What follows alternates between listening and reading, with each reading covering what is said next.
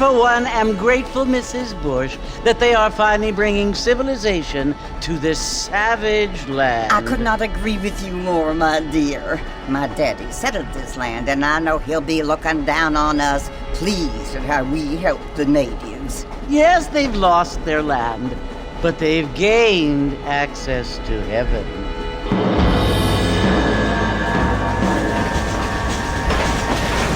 But Father, do you mean unless an innocent receives communion, they're destined to go to hell?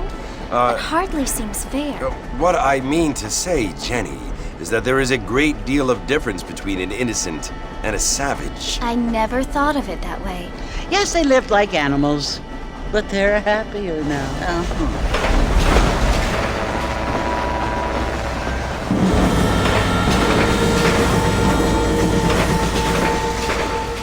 Not only do people now have motor cars, Father, but I heard that pretty soon we will be able to fly. No, only angels can fly, Jenny.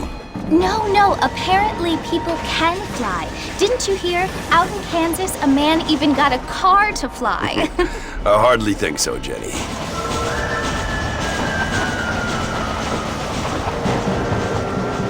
Apparently, Mr. Johns wants to run for governor, which is why he's so concerned with cleaning up the state. Nate Johns. Yes. His family is nothing but hillbilly trash that came here after the war.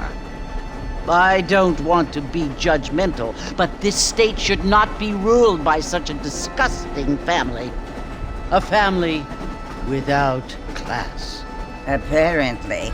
The Johns family have made a lot of money, and he has a lot of friends in politics. Mrs. Bush, money isn't everything. There are many things that money cannot buy. It seems that money can buy voters, though.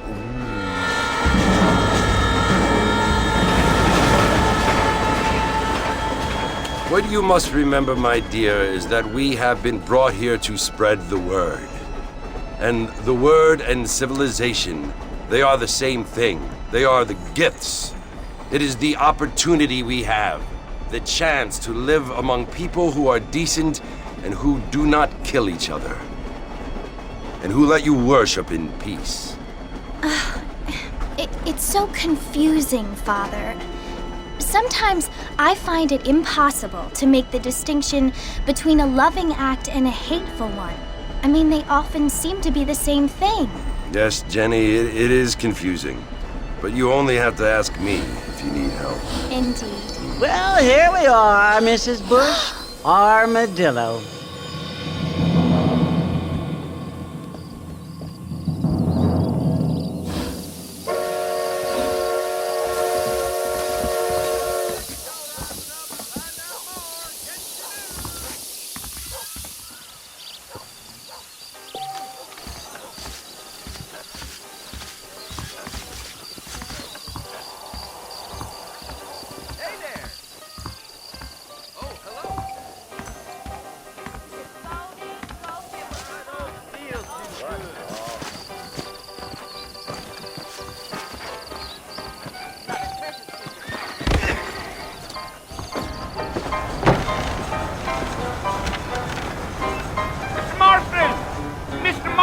Over here!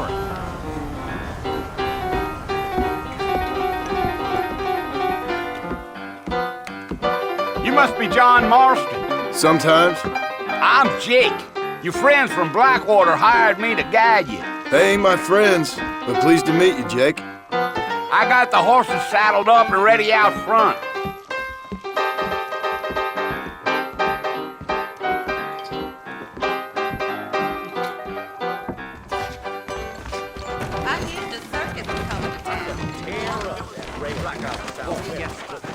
My goodness. That talk came in on the 5:15 train, I'm sure.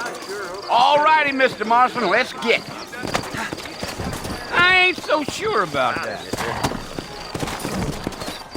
Take it slow on the way out of town. No need to kick up a lot of dust. Come! Hello, mister.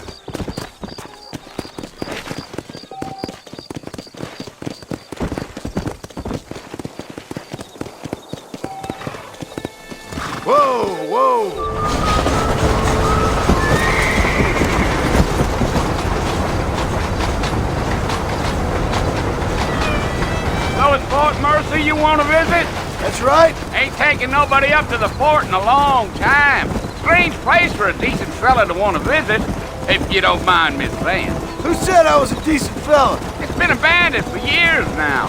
Folks say it was built during the Mexican War. All kinds of soldiers around back then. Why'd they leave? Well, I ain't entirely sure. I heard they had to go up north to fight Indians, or maybe they got tired of being soldiers and went looking for gold. You know how things is. So what are you doing up at the fort? I'm looking for an old friend. Well, like I says, you ain't gonna find many folk around those parts these days. Those you do find are about as sociable as most reading back to you. I mean, I ain't one to judge a man by the company he keeps, but... Well, he ain't been friends for a long time.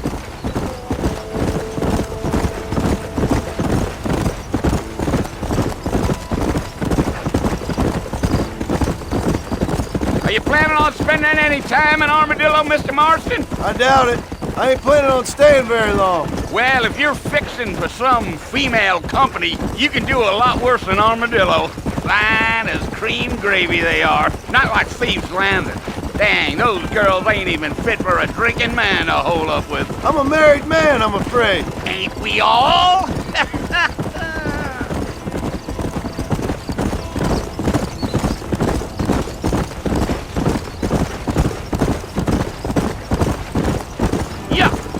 Yeah. So it was the marshal who hired me. Lee Johnson, do you know him? I think I heard his name. Says he got a telegram from some Blackwater big bugs asking for a guide. I guess it's none of my business. That's right.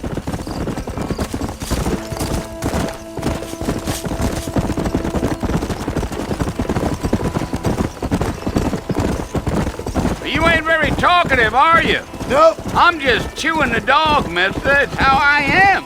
I don't mean nothing by it. Trust me. There's things you better off not knowing.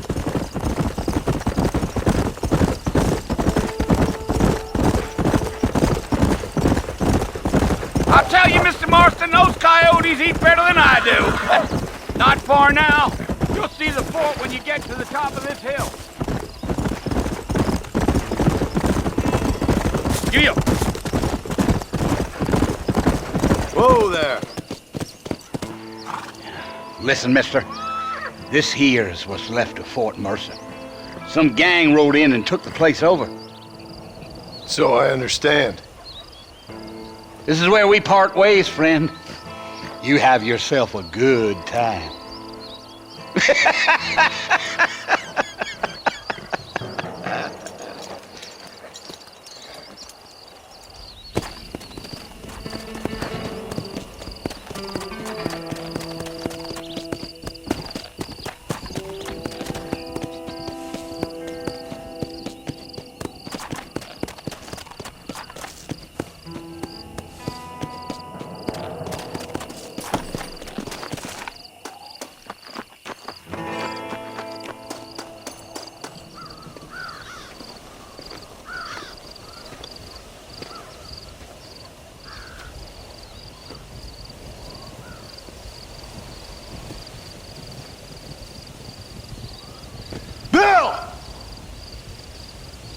I've come for you! Bill Williamson! Come out here right now! Go away now, John. Don't make me kill you. Nobody needs to kill anyone, Bill. You must think I was born yesterday. You always did think I was an idiot. That ain't fair, Bill. You were as my brother. I've come to try to save you. Oh. Do I look like I need saving? Bill, please. They want to kill us all. I can help you. Well, you never tried to save me before. You only seemed to save yourself. Bill, I implore you think about this. You implore me? You implore me. You always were one for fancy words. Well, things are different now, John. Now I'm in charge! No more Dutch! And no more you. Implores. I implores you to go back and tell them to send someone just a little bit more impressive next time. Well? Oh. Poor John.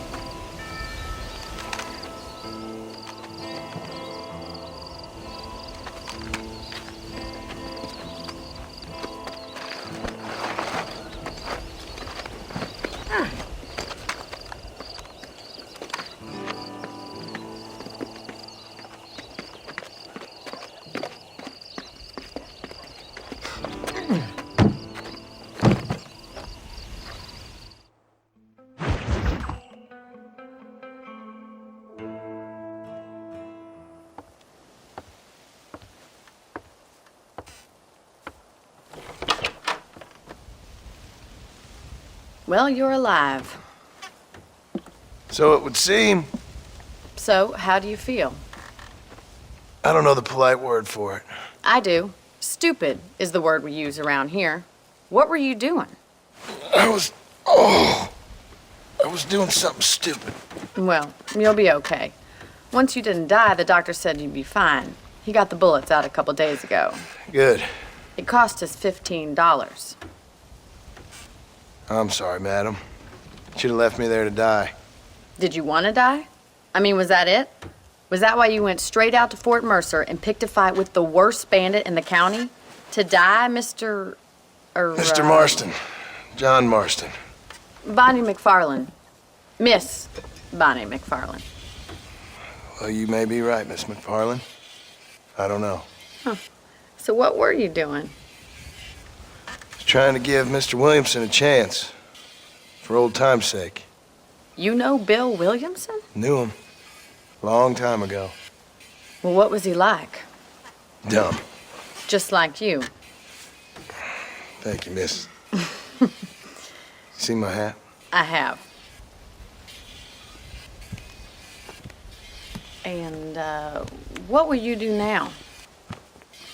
Now I'm gonna take my time and go after him the less kind way. Well, that sounds very fun, Mr. Marston. Quite heroic, just like in those penny dreadfuls my brother used to read. Meanwhile, if you'll excuse me, I've got a ranch to run. Of course, if you're feeling better, why not take a ride with me later? Help me patrol the perimeter.